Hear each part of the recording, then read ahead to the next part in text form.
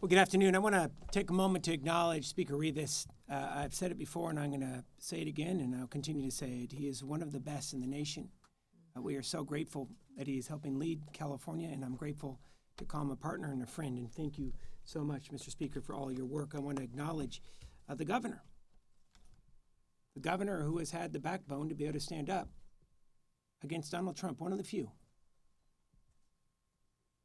And accountability is coming, thanks to California. I also want to acknowledge the senators, the assembly members who have moved this historic legislation forward today. And we are here this afternoon because we're putting our faith in our fellow Californians to do the sacred duty to walk into the voting booth, sit at their kitchen table, and do their best to do the right thing. Cast their vote in one of the most consequential elections that we will have in our lifetime. And let's be honest, let's get through the rhetoric. We all know we wouldn't be here in this situation if it weren't for the nefarious actions of Republican leaders in Texas and their boss, Donald Trump. Actions of Republicans in Texas that have now been compounded by inaction from Republicans in California. Let's be crystal clear. All of this entire circus could have been avoided, nullifying nearly a century of election protocols. We know that this is just the start. Redistricting is the first step in Donald Trump's playbook. He said the quiet part out loud earlier this week.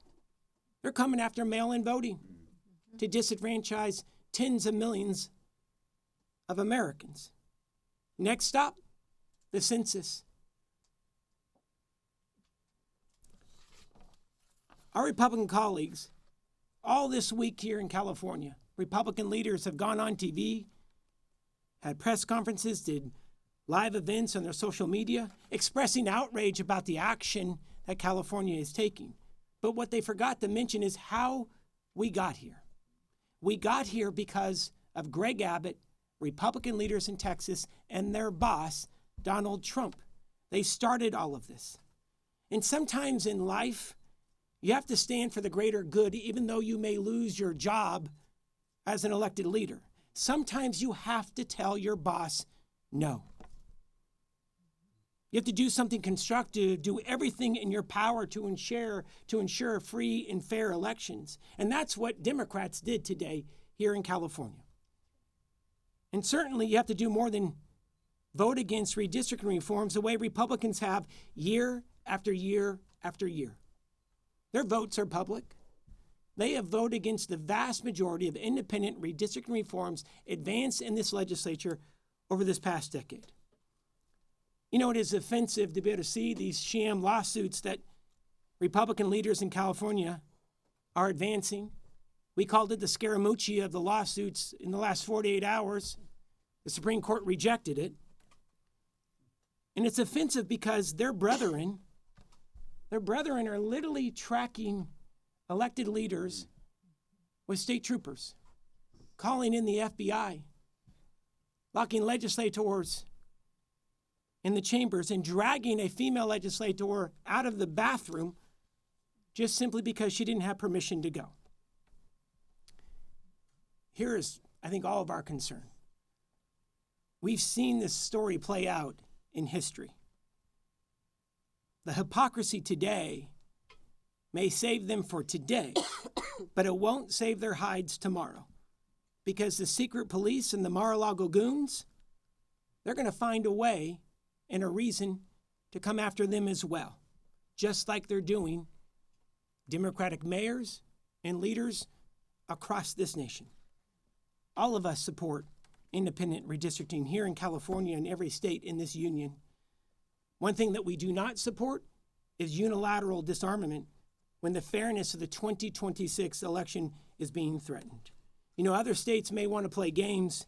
California is the only state committed to fairness whose potential redistricting goes away the minute others drop theirs. I'm going to end it right here with this. Today was more than drawing lines on a map. It was about drawing a line in the sand. to stop Texas, to stop Donald Trump from rigging this election. And the stakes are so high for California. Millions are going to lose health care. Our families will lose health care. Fire assistance will continue to be leveraged for millions across this state.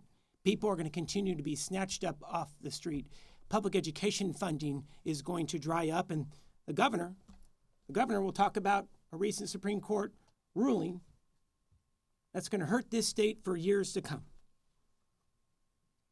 One of the main reasons I think I voted for today is because this package of bills, the person that's going to be impacted the most is going to be waiting for me tonight at our kitchen table to tell me about his first week of school. My son, 4.5, started TK this week. Today's vote, regardless of what Republicans may say, today's vote is not about politics. Today's vote is about protecting people. It's about protecting this state, protecting our progress and everything that we stand for. It's about protecting the future, ensuring fairness, and trusting the voters.